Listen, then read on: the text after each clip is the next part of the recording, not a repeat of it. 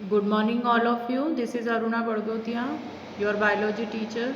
हम लोग जीवाणुओं में पोषण की विधि पढ़ रहे थे, जिसका चार्ट हमने पढ़ लिया था। उस चार्ट में हमने परपोषी पोषण पढ़ चुके थे। परपोषी पोषण के प्रकार हमने देख लिए थे कि कितने प्रकार का होता है, जिसमें परजीवी, मृतोपजीवी और सहजीवी 3 प्रकार का होता है। परजीवी में हमने क्या पढ़ा था? परजीवी में हमने पढ़ा था कि ऐसे बैक्टीरिया जो अपना भोजन किसी जीवित जीव के शरीर से या जीवित पौधे के शरीर से अगर प्राप्त करते हैं तो उसको हम क्या कहते हैं? उसको हम कहते हैं परजीवी पोषण। ये परजीवी के रूप में शरीर के अंदर भी हो सकते हैं और शरीर के बाहर भी हो सकते हैं। जैसे कि मैंने बताया था कि गाय के आमाशय में उपस्थित जो बैक्टीरिया होते हैं वो क्या करते हैं? उसके सेल्यूलोज के पाचन में मदद करते हैं। वैसे हमारे शरीर में भी शरीर के आंतों में भी बैक्टीरिया पाए जाते हैं जो हमारे भोजन के पाचन में मदद करते हैं। दूसरे मैंने बताए थे मृतोपजीवी। मृतोपजीवी जो बैक्टीरिया होते हैं या जो जीवाणु होते हैं वो क्या करते हैं? वो मुख्यतः मृत कार्बनिक पदार्थों से अपना भोजन ग्रहण करते हैं। मृत कार्बनिक पदार्थ मतलब कि अगर कोई एनिमल की डेथ हो गई है या फिर पेड़ पौधा जो है वो सड़ा गला है तो आपने देखा होगा थोड़े टाइम में वो ख़त्म होने लगता है। तो उसका कारण क्या होता है? उसका कारण होता है बैक्टीरिया का पनपना। थर्ड होता है सहजीवी, सिम्बायोसिस। सिम्बायोसिस या सहजीवी का मतलब होता है सहजीवन व्यतीत करना, मतलब एक साथ। सह मतलब कि एक साथ। अगर दो जीव एक साथ रहकर या दो ऑर्गेनिजम्स एक साथ रहकर अपना जीवन यापन करते हैं और दोनों को अगर लाभ होता है तो इस तरह के जीवन यापन को हम बोलते हैं सहजीवी जीवन या सहजीवी मोड ऑफ न्यूट्रिशन या सहजीवी पोषण। उदाहरण के लिए जैसे राइजोबियम बैक्टीरिया मैंने बताया था कि राइजोबियम बैक्टीरिया क्या करता है? जो लेग्यूमिनेसी कुल के पौधे होते हैं उनकी जड़ ग्रंथिकाओं में उपस्थित होते हैं और वहाँ पर रहकर वो अपना जीवन यापन करते हैं। वो क्या बेनिफिट्स देते हैं पौधों को? नाइट्रोजन का स्थिरीकरण करके करते हैं, जिससे कि पौधे उसको नाइट्रेट और नाइट्राइट के रूप में एब्जॉर्ब कर लेते हैं। और पेड़ पौधे उनको क्या करते हैं? आवास प्रदान करते हैं, रहने की जगह प्रदान करते हैं। अगर दोनों को अगर इस तरह का बेनिफिट होता है तो इस तरह की म्यूचुअल बेनिफिट्स को हम क्या बोलते हैं? सहजीवी पोषण। आज जो हम पढ़ रहे हैं वो पढ़ रहे हैं स्वपोषी पोषण। स्वपोषी पोषण जो है एक बड़ी मेथड है, क्योंकि इसके बेस पर हम देखें तो बैक्टीरिया बहुत सारे होते हैं। क्यों होते हैं? ये ऑलरेडी हम आर्की बैक्टीरिया में हमने पढ़ा था। क्योंकि आर्की बैक्टीरिया जो होते हैं, आपने देखा होगा कि जब से जीवन शुरू हुआ है, मतलब धरती का निर्माण जब हुआ था तो उस समय सभी चीज़ें अवेलेबल नहीं थी, फूड की इतनी फैसिलिटीज़ नहीं थी या वेराइटीज़ नहीं थी। उस समय जो अवेलेबल एटमॉस्फेयर था उसी के अकॉर्डिंग जो बैक्टीरिया था उन्होंने सर्वाइव किया। तो उस समय नेचर में जितनी भी चीज़ें प्रेजेंट थी या उपस्थित थी उसी के अनुसार बैक्टीरिया ने अपनी पोषण विधियों को अलग अलग भागों में बांटा। तो चूंकि लाइट उस समय प्रेजेंट थी, सूर्य था, क्योंकि सूर्य के टुकड़े के रूप में अलग होकर ही पृथ्वी का निर्माण हुआ है।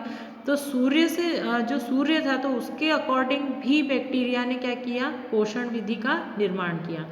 तो अब जो हम पढ़ रहे हैं वो स्वपोषी पोषण है। स्वपोषी पोषण मतलब आप समझते ही होंगे कि स्वयं का पोषण, मतलब कि ऐसे जीव या ऐसे बैक्टीरिया जो अपना भोजन स्वयं बना लेते हैं, पर उनको बाहरी चीज़ों की भी रिक्वायरमेंट होती है जिसकी उपस्थिति में वो बनाएंगे। तो यहाँ पर जो स्वपोषी पोषण है वो यही विधि है कि ऐसी विधि जिसमें जीवाणु अपना भोजन जो जीवाणु होते हैं वो अपना भोजन स्वयं से बना लेते हैं, तो उसको हम बोलेंगे स्वयं पोषी पोषण। तो इस आधार पर भी बैक्टीरिया को अलग अलग भागों में बांटा जाता है, जैसे कि प्रकाश संश्लेषी। प्रकाश संश्लेषी का मतलब क्या होता है? नाम से ही स्पष्ट है कि ऐसे बैक्टीरिया जो अपने अंदर प्रकाश की उपस्थिति में भोजन का निर्माण करते हैं और क्या बना लेते हैं? क्लोरोफिल बना लेते हैं या फोटोसिंथेसिस करते हैं। तो ऐसे बैक्टीरिया को क्या बोला जाता है? फोटोसिंथेटिक बैक्टीरिया कहा जाता है। ये भी 2 प्रकार के होते हैं, जिसको बोलते हैं प्रकाश संश्लेषी अकार्बनिक। अकार्बनिक मतलब फोटोलिथोट्रॉपिक। तो इसमें क्या होता है? इसमें प्रकाश संश्लेषण के समय कार्बन और हाइड्रोजन का स्रोत जो होता है वो अकार्बनिक यौगिक होता है। अब अकार्बनिक में क्या क्या चीज़ें आती हैं? तो हम देखते हैं कि ये भी एक्चुअली 2 टाइप्स के होते हैं, जिसको हम बोलते हैं हरे गंधक जीवाणु, मतलब कि ग्रीन सल्फर बैक्टीरिया, ये जो ग्रीन सल्फर बैक्टीरिया है ये क्या करते हैं, इनमें कार्बन डाइऑक्साइड का अपचयन किसकी सहायता से होता है, H2S की सहायता से होता है। अपचयन का मतलब क्या, टूट जाना, है ना। तो ये क्या होगा, टूट जाएगी। क्या टूटेगी, कार्बन डाइऑक्साइड किसकी उपस्थिति में, हाइड्रोजन सल्फर H2S की उपस्थिति में। तो इस क्रिया में बैक्टीरियोविरिडिन जो होता है उसकी उपस्थिति में ये होती है। बैक्टीरियोविरिडिन क्या होता है, बैक्टीरियोविरिडिन जो होता है एक तरह का सब्सटेंस होता है जो बैक्टीरिया के अंदर उपस्थित होता है। ये एक पिगमेंट होता है, विरिडिन जो है एक्चुअली एक पिगमेंट है।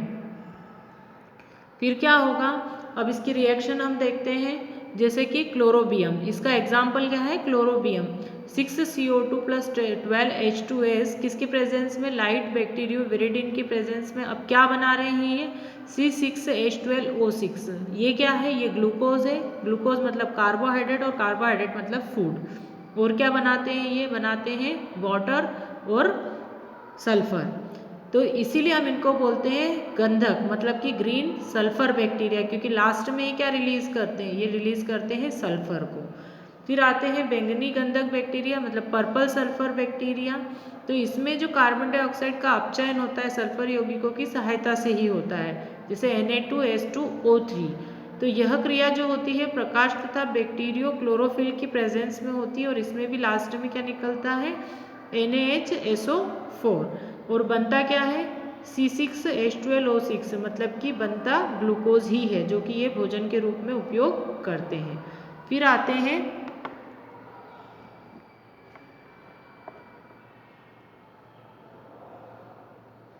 आते हैं कीमोसिंथेटिक बैक्टीरिया।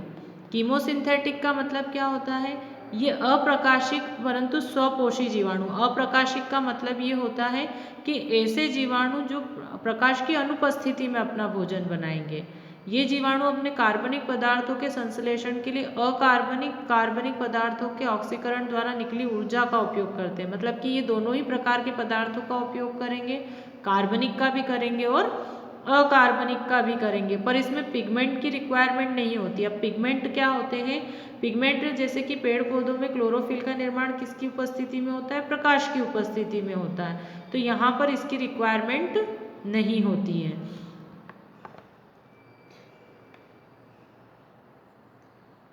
फिर इसमें भी अलग अलग प्रकार के होते हैं, जिसको बोलते हैं हम रसायन अकार्बनिक पोषक।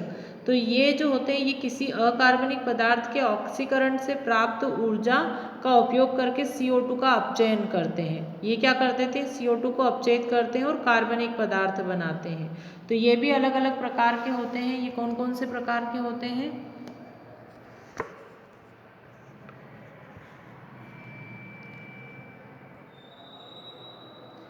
पहला है नाइट्रिक-आरी, जिसका उदाहरण है नाइट्रोसोमोनास। तो ये जो बैक्टीरिया होता है ये क्या करता है, अमोनिया का फॉर्मूला, आपको फॉर्मूले अगर याद होंगे तो ये चीज़ अच्छे से याद हो जाएगी। ये क्या करते हैं, अमोनिया जो होता है उसका ऑक्सीकरण करते हैं। तो आपको इसकी जो रिएक्शन है उसमें दिख रहा होगा 2NH3, ये क्या है, अमोनिया प्लस 3O2, ये क्या है, ऑक्सीजन। तो ये क्या करेंगे, अमोनिया का ऑक्सीकरण करेंगे और किस में बदल देते हैं, नाइट्रेट में, और लास्ट में क्या निकालते हैं, ये एनर्जी। नाइट्रोबैक्टर इसका एग्जाम्पल है, नाइट्रोबैक्टर यही करता है, NO2 का उपयोग कर, और ये फिर नाइट्राइट का उपयोग कौन करते हैं, इस नाइट्राइट का उपयोग करते हैं नाइट्रोबैक्टर जीवाणु, और वो क्या करते हैं, इसको NO3 में बदल देते हैं, मतलब कि नाइट्राइट को नाइट्रेट में बदल देते हैं और क्या बनाते हैं, एनर्जी। फिर आते हैं सल्फर बैक्टीरिया। सल्फर बैक्टीरिया क्या होते हैं, ये जीवाणु जो होते हैं जल की उपस्थिति में गंधक यौगिकों को ऑक्सीकृत कर देते हैं। अब गंधक क्या होता है, गंधक जो होता है जैसे H2S, हाइड्रोजन सल्फर, है ना, सल्फेट, तो जैसे हाँ सल्फ्यूरिक अम्ल, है ना, तो ये बनाते हैं सल्फ्यूरिक अम्ल लास्ट में। तो हम देखते हैं जैसे गंधक जो जीवाणु होते हैं ये जीवाणु जल में उपस्थित गंधक यौगिकों को ऑक्सीकृत कर देते हैं, है ना। तो गंधक यौगिकों को जैसे कि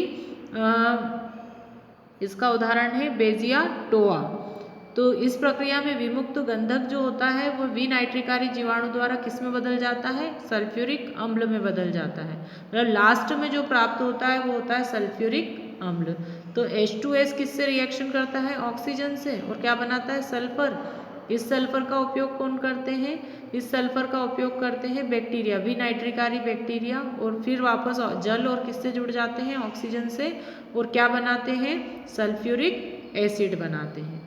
देन फिर आते हैं आयरन बैक्टीरिया, आयरन जीवाणु। आयरन बैक्टीरिया क्या होते हैं? आयरन बैक्टीरिया वो बैक्टीरिया होते हैं जो फेरस यौगिकों को फेरिक यौगिकों में बदल देते हैं। अब फेरस, फेरिक, सल्फर, अगर आप केमिस्ट्री पढ़ते हैं तो उसमें ये सब चीज़ें आपको आती हैं, रिएक्शंस भी आती हैं, तथा मुक्त हुई ऊर्जा से कार्बनिक पदार्थों का ये क्या करते हैं? संश्लेषण करते हैं। तो ये FeOH ट्वाइस जो है और प्लस H2O प्लस O मतलब ऑक्सीजन, तो क्या बनाते हैं ये बाद में बनाते हैं फेरिक यौगिक। तो FeOH थ्राइस है ना, तो फेरस से किसका निर्माण हो गया? फेरिक का हो गया, प्लस लास्ट में क्या निकलती है? एनर्जी। ये आपको थोड़ा लर्न करना पड़ेगा, टिपिकल नहीं है। और थर्ड जो लास्ट होते हैं D नंबर पे, वो है इसी में जो है हाइड्रोजन जीवाणु, मतलब कि जो जो रसायन अकार्बनिक पोषक होते हैं, मतलब कीमोलिथोट्रॉपिक जो बैक्टीरिया होते हैं वो 4 प्रकार के हो गए, नाइट्रिकारी हो गए, गंधक हो गए, आयरन हो गए, और लास्ट है हाइड्रोजन। तो ये क्या करते हैं? हाइड्रोजन का ऑक्सीकरण करते हैं, मतलब ये सब क्या करते हैं? ऑक्सीकरण ही करेंगे, है ना। पहले किसका हुआ था? नाइट्रिक एसिड ने अमोनिया का ऑक्सीकरण करा, फिर नाइट्रेट का ऑक्सीकरण करा, फिर गंधक वाले ने सल्फर का ऑक्सीकरण करा, आयरन वाले ने किसका ऑक्सीकरण करा? फेरस का ऑक्सीकरण करा और फेरिक यौगिक बनाए, और हाइड्रोजन वाले ने किसका ऑक्सीकरण करा? हाइड्रोजन का ऑक्सीकरण करा। तो आपको नाम से भी याद हो जाएगा ये कि ये जीवाणु क्या करते हैं? हाइड्रोजन का ऑक्सीकरण करके ऊर्जा प्राप्त करते हैं, जैसे कि हाइड्रोजिनोमोनास। तो इसमें रिएक्शन क्या है? H2 plus half O2 is equal to H2O plus energy. अब लास्ट इसमें बचता है सेकेंड नंबर का रसायन कार्बनिक पोषक, मतलब कीमो ऑर्गेनोट्रॉपिक। तो ये जो होते हैं ये कार्बनिक पदार्थ के ऑक्सीकरण से जो प्राप्त ऊर्जा का उपयोग करके CO2 का अपचयन कर देते हैं। तो ये आपको दिख रहा होगा कि CH4 क्या है? कार्बनिक यौगिक है, और 2H2 मतलब कि ऑक्सीजन। तो जब कार्बनिक यौगिकों का ये जो बैक्टीरिया होते हैं, जैसे मिथेनोबैक्टीरिया, हम पढ़ चुके हैं मेथेनोजन बैक्टीरिया, हमने पढ़े थे कि मेथेनोजन बैक्टीरिया क्या करते हैं? मीथेन का आगे जाकर कार्बन डाइऑक्साइड और जल और एनर्जी बनाते हैं, है ना। तो ये CH4 प्लस 2O2 मतलब कार्बनिक यौगिक का ऑक्सीकरण हुआ, जिससे क्या प्राप्त हुई हमें? कार्बन डाइऑक्साइड और जल और एनर्जी। तो इस तरह में एसिटोबैक्टर भी आते हैं और लैक्टोबैसिलस बैक्टीरिया भी आते हैं। तो ये जो है न्यूट्रिशन इन बैक्टीरिया का एक पूरा चार्ट है, इस चार्ट में बता रखा है, ये ऑलरेडी मैंने आपको बता दिया था, फिर भी जैसे जीवाणु में पोषण 2 प्रकार का हो गया, परपोषी और स्वयंपोषी। अब परपोषी में भी परजीवी, मृतोपजीवी और सहजीवी हो गया, पर ये थोड़ा बड़ा होता है। स्वपोषी में प्रकाश संश्लेषी अलग होते हैं, रसायन संश्लेषी अलग होते हैं। प्रकाश संश्लेषी हम क्यों बोल रहे हैं? क्योंकि ये प्रकाश की उपस्थिति में अपना भोजन बनाते हैं, और ये रसायन की उपस्थिति में अपना भोजन बनाएंगे। प्रकाश की उपस्थिति में जो बनाते हैं वो क्या होते हैं? प्रकाश संश्लेषी अकार्बनिक और प्रकाश संश्लेषी कार्बनिक। ये भी 2 प्रकार के होते हैं, हरे गंधक और बैंगनी गंधक। फिर उसके बाद ये जो होते हैं ये कितने प्रकार के? बैंगनी गंधक जीवाणु, है ना। अगंधक, ये अगंधक प्रकार के होते हैं। फिर रसायन संश्लेषी में रसायन अकार्बनिक और रसायन कार्बनिक। जब तक आप ये चार्ट याद करोगे तभी ये होगा। रसायन अकार्बनिक जो होते हैं वो 2 प्रकार के होते हैं, आयरन, हाइड्रोजन, 4 होते हैं गंधक और नाइट्रिकारी। और जो रसायन कार्बनिक होते हैं वो मीथेन जीवाणु होते हैं, मतलब कार्बनिक सिर्फ एक ही होगा पर अकार्बनिक 4 होंगे, जिसमें नाइट्रिकारी, गंधक, आयरन और हाइड्रोजन।